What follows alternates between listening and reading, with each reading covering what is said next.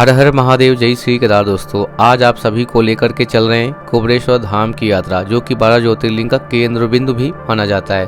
तो आप में से कौन कौन जो है कुबरेश्वर धाम की यात्रा करने का प्लान कर रखा है और कौन कौन जाने के प्लानिंग में है, उन सभी के लिए यह वीडियो काफ़ी इन्फॉर्मेटिव होने वाली, क्योंकि हम आपको इस वीडियो में A to Z इन्फॉर्मेशन देने वाले हैं। कैसे आप पहुँच सकते हैं, आपको रुकने की व्यवस्थाएँ कैसी होंगी, खाने पीने की व्यवस्थाएँ कैसे होंगी और आप यहाँ पर दर्शन कैसे कर सकते हैं। और सबसे बड़ी बात कि आप अगर कुबरेश्वर धाम जाते हैं और आपको जो रुद्राक्ष वहां से मिलता है उसका समय क्या है, कब मिलेगा हमें रुद्राक्ष, सारी इन्फॉर्मेशन आपके साथ इस वीडियो में साझा करने वाले हैं। तो चलिए वीडियो को शुरू करते हैं। चैनल पर पहली बार है तो चैनल को सब्सक्राइब कर लीजिएगा।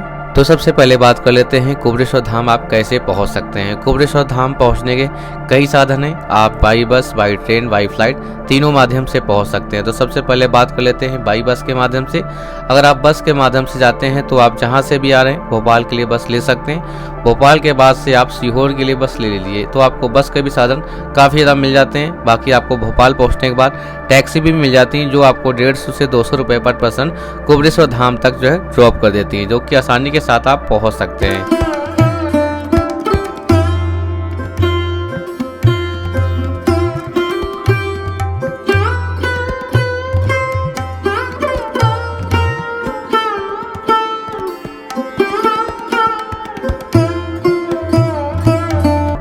दूसरा ऑप्शन आता है बाई फ्लाइट का। अगर आप बाई फ्लाइट के माध्यम से आते हैं तब आपको इंदौर आना होगा। इंदौर से लगभग आपको 150 किलोमीटर की दूरी पर है Sehore. By bus, by taxi या फिर आप ट्रेन के माध्यम से सीहोर जंक्शन तक आ सकते हैं, यानी कि सीहोर स्टेशन से मात्र 7 से 8 किलोमीटर की दूरी पर ही है कुबरेश्वर धाम। आप चाहे तो इंदौर से बाई ट्रेन आ सकते हैं या फिर आप वहां से बस के माध्यम से भी सीहोर आ सकते हैं। तो आप कोई भी ऑप्शन चूज कर सकते हैं।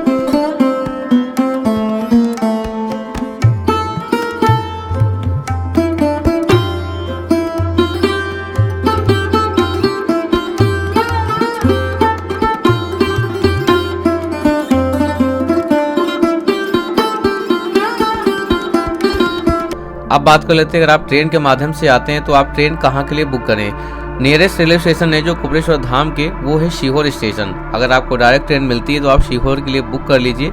अगर आपको सीहोर के लिए ट्रेन डायरेक्ट नहीं मिलती तब आपको भोपाल जंक्शन के लिए बुक कर लेनी।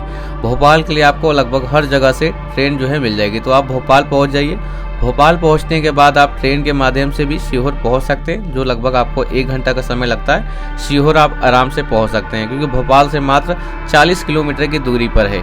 अगर आप जो है ट्रेन से आना चाहते हैं तो ट्रेन से भी जा सकते हैं। अगर आप भोपाल उतरने के बाद बस या फिर टैक्सी से आना चाहते हैं तो आप उससे भी जा सकते हैं। मात्र जो है 150 से 200 रुपये में आप आराम कुबरेश्वर धाम पहुंच सकते हैं। ये तो साधन हो गया ट्रेन, बस और आप फ्लाइट। आप कैसे पहुंच सकते हैं हमने आपको साथ जानकारी साझा कर दी है। बाकी अगर आप सीहोर पहुंच जाएंगे तो सीहोर से भी आपको वहां से भी साधन मिल जाएगा। 20 से 30 रुपये में आपको जो है कुबरेश्वर धाम उतार देते हैं। अगर आपको डायरेक्ट ट्रेन मिलती है सीहोर तक तो सीहोर जाइए, या फिर आप जो है भोपाल से जा सकते हैं। तो इस तरह से हम लोग कुबरेश्वर धाम पहुंच सकते हैं।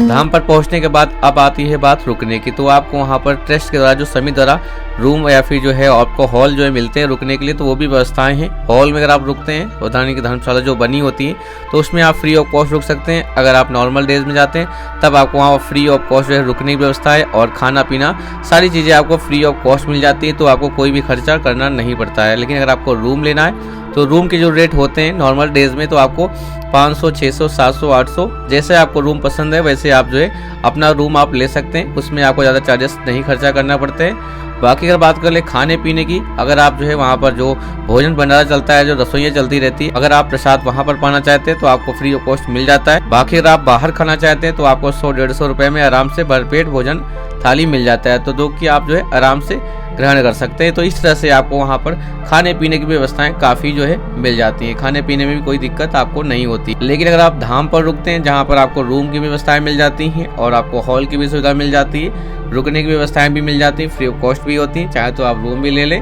तो इस तरह से आपको जो है वहाँ पर धाम पर भी ये सारी चीज़ें मिल जाती हैं। बाकी खाने पीने की भी सारी चीज़ें आपको मिल जाती हैं जो कि फ्री ऑफ कॉस्ट रहती है, जो कि आपके खर्चे से आपको बचा लेंगी। वहीं बात कर लेते हैं अगर आप आते हैं किसी फेस्टिवल पे या फिर महोत्सव में जाने की, जैसे रुद्राक्ष महोत्सव हो गया, ऐसे सीजन पे अगर आप आते हैं तब आपको यहाँ पर बहुत ज़्यादा भीड़ देखने को मिलेगी, बहुत ज़्यादा क्राउड आपको मिलेगा। लेकिन आपको यहाँ पर सुबह शाम जो आरती होती, जो महापुराण कथा होती, उसका आपको एक अलग ही ऊर्जा आपको मिलेगी जाने की। बहुत सारे श्रद्धालुओं का यहाँ पर जनसैलाब होता है और जैसा कि आप सभी लोग देख ही सकते हैं सुबह शाम में दोपहर में आपको कितनी ज़्यादा संख्या में यहाँ पर श्रद्धालुओं की भीड़ देखने को मिलती है, क्योंकि ज़्यादा से ज़्यादा श्रद्धालु जो है पहुँचते हैं इस महापुराण को सुनने के लिए और यहाँ पर दर्शन करने के लिए। और यहाँ पर जो रुद्राक्ष महोत्सव होता है, जो रुद्राक्ष यहाँ पर पूजा अर्चना होती है, उसका जो है वितरण किया जाता है। लेकिन अब जो है 2025 में आपको बता दें कि 2025 में 25 मार्च से सभी श्रद्धालु जो भी जाना चाहें कुबेरेश्वर धाम रुद्राक्ष लेने के लिए, 25 मार्च से कुबेरेश्वर धाम में रुद्राक्ष जो है वितरण किया जाएगा सभी श्रद्धालुओं का। अगर आप भी कुबेरेश्वर धाम जाना चाहते हैं, अगर आप भी रुद्राक्ष से प्राप्त करना चाहते हैं, 25 मार्च के बाद से आप जा सकते हैं और कुबेरेश्वर धाम से रुद्राक्ष प्राप्त कर सकते हैं। बाकी आपको कोई भी ऑनलाइन या फिर कोई भी इसमें आपको एजेंट नहीं होता है, आपको खुद जो है जा करके उसे प्राप्त करना होता है। कहीं भी आप ऐसे न फंसे, यानी कि आपको कहीं से और से नहीं मिलेगा, आपको स्वयं से वहाँ पर रुद्राक्ष मिलेगा। तो ये तो बात हो गई आप रुद्राक्ष कैसे प्राप्त कर सकते हैं। बाकी आपको मैंने बताया कि इस वीडियो में कि आप कैसे पहुँच सकते हैं और आपको वहाँ पर रुकने की व्यवस्थाएं कैसी हैं, खाने पीने की व्यवस्थाएं कैसी हैं, और आपको खर्चा ज़्यादा कुछ आने वाला है नहीं इस यात्रा में।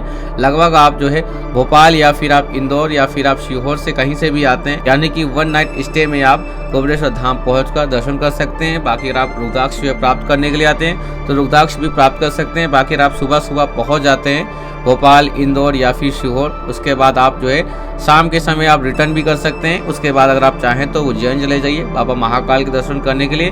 अगर आप उज्जैन से आना चाहें तो उज्जैन से भी आ सकते हैं। उज्जैन से लगभग 2.5, 3, 3.5 घंटे की यात्रा होती है। बाकी आप बस के माध्यम से भी उज्जैन से आ सकते हैं या फिर कि आप ट्रेन के माध्यम से आना चाहें तो उज्जैन से आप ट्रेन के माध्यम से भी सीहोर तक आ सकते हैं। उसके बाद आप जो है ऑटो टैक्सी के माध्यम से आराम से कुबेरेश्वर धाम पहुँच सकते हैं। तो इस तरह से आप उज्जैन से भी अपनी यात्रा को कर सकते हैं।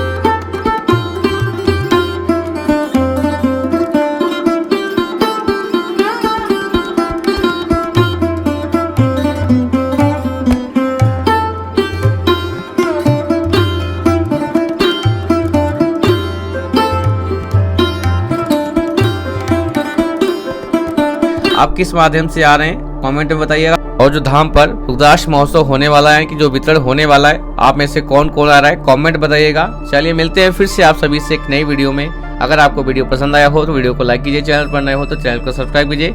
आपको अपने चैनल पर ऐसी ट्रैवल रिलेटेड वीडियोस मिलती रहती हैं।